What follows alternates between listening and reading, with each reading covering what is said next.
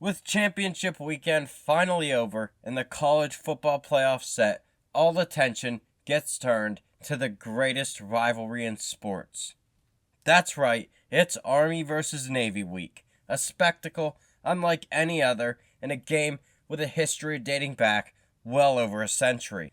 This year is the 124th installment of this classic rivalry, and it will take place at the most beautiful NFL stadium that we have to offer, Gillette Stadium.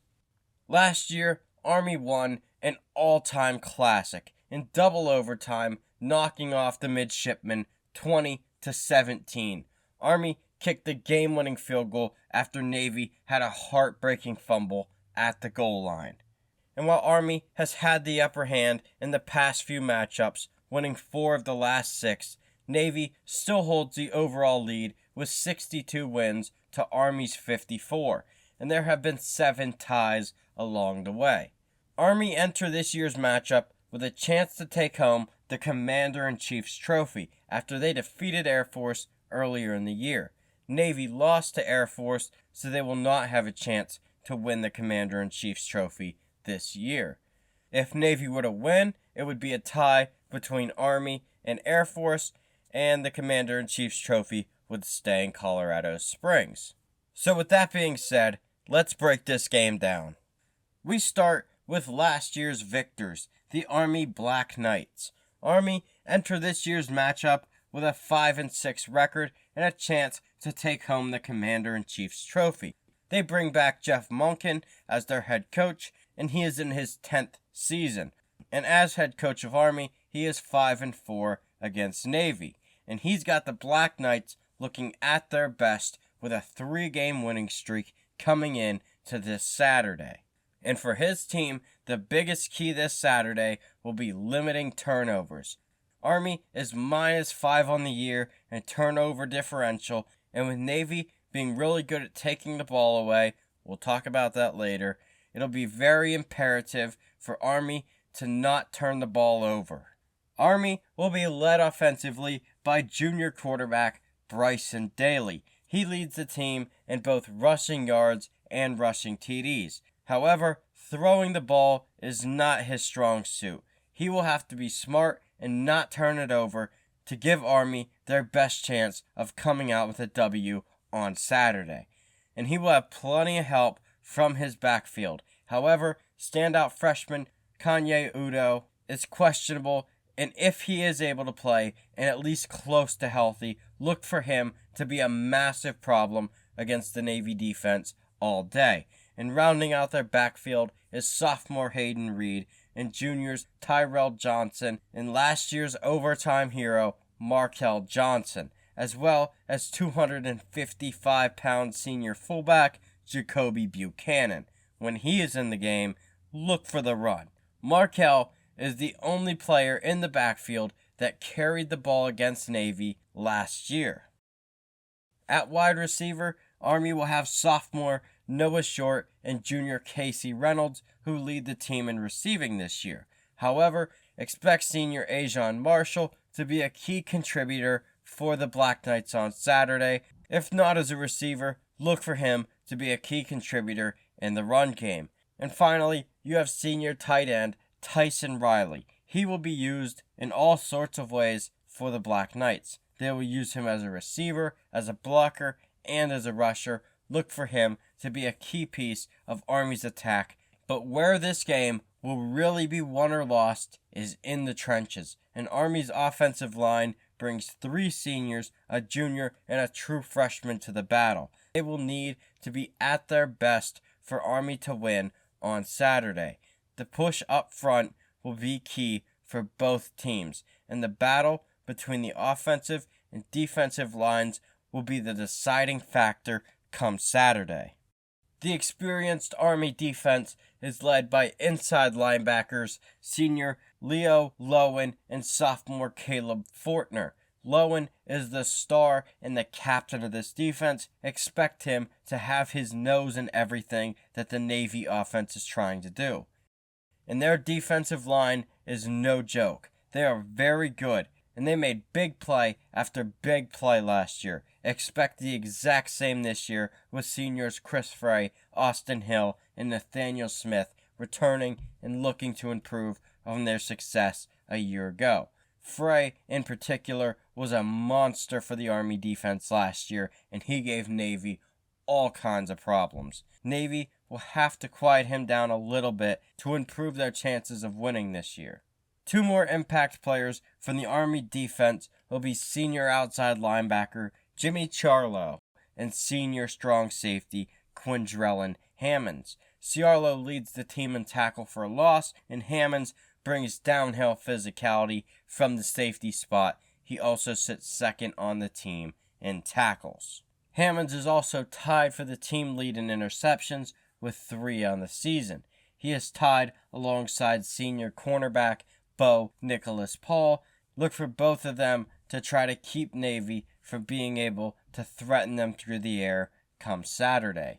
The X factor, though, for Army is their offensive line. The game will be won or lost in the trenches. We know Army's defensive line is really good after the way they feasted on Navy a season ago, as well as how they've played throughout the year. And they will need to be at their best to give Army their best chance of beating Navy and taking the Commander-in-Chief's trophy back to West Point. On the other side of the field, and looking to bounce back from a truly heartbreaking loss a season ago, we have the Navy midshipmen. Navy is 5-6 on the year and are looking to gain bowl eligibility with a win. They made a big head coaching change in the offseason, letting go of longtime head coach Ken Niumatalolo and promoting their defensive coordinator Brian Newberry to head coach. After losing on a heartbreaking turnover last year, Navy has turned it around and been absolutely great in the turnover department this year, as they sit plus 16 entering their matchup with Army this season. That could be big for Navy this weekend. However, Navy has some big question marks at quarterback this year, with seniors Ty Lavatai and Xavier Arline dealing with injuries. They are questionable for Saturday's game. And third-string quarterback sophomore Blake Horvath has already been ruled out with a thumb injury. So, in worst-case scenario for Navy is they're down to their fourth-string quarterback, freshman Braxton Woodson. That would not be good for Navy. However, if both seniors are able to play, expect them both to see the field and be instrumental in the outcome of the game, with Lavatai being the better passer of the two and Arline being better with his legs. And the star of the Navy offense is sophomore fullback Alex Teska, with 724 yards on 117 carries for an absolutely absurd 6.3 yards per carry. He is a big play threat for the midshipmen. And don't forget about their other fullback, Junior Daba Fofana. He is an absolute bowling ball. Standing at 5'8", 205 pounds, he will be key in short yardage situations. Navy also has two outstanding sophomore running backs in Brandon Chapman and Eli Heidenreich. They will be used as runners and receivers. Chapman leads the team in receptions, while Heidenreich leads the team in both receiving yards and receiving touchdowns.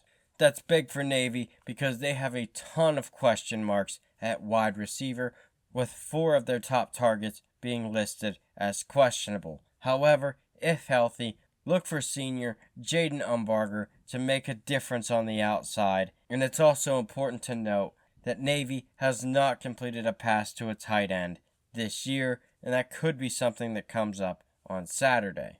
Meanwhile, it's the big boys up front that make this whole thing go. And Navy has 2 seniors, 2 juniors, and a sophomore up front. Again, this game will be won or lost in the trenches, and they will have their hands full with Army's fantastic defensive line and linebacker core. If Navy is going to win this game, they are going to need a big game from the big boys up front on the offensive line. Again, it cannot be stressed enough. This game will be won or lost in the trenches. On the Navy defensive line, look out for senior Clay Cromwell and junior Justin Reed. They will look to test the Army offensive line and create gaps for their linebackers to shoot through, which is the strength of this team the Navy linebacking core. They have some real difference makers in the middle of the field with junior Colin Ramos and senior Will Harbor. Harbor was an absolute nightmare last year for Army. He was flying around making big hit after big hit and big play after big play. Expect him to have his nose in everything the Army offense tries to do come Saturday.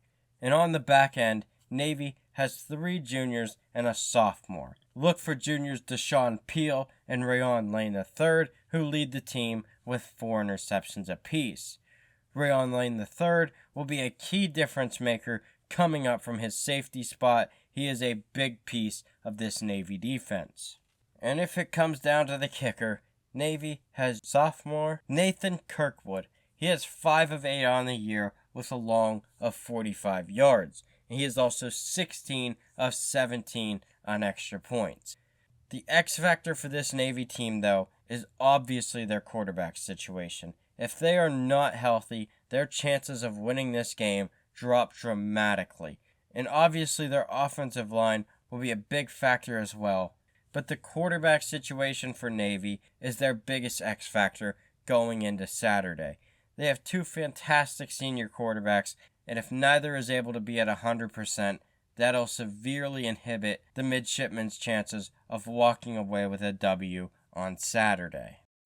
With that being said, it's prediction time, and my prediction for the 124th Army-Navy game is that Army will sing second with a 17-13 victory. I think Army has the better offensive and defensive line, and they will be the difference come game time. And Navy's quarterback situation is very worrying. And even if they are completely healthy come game time, it's going to be tough sledding against that Army defense.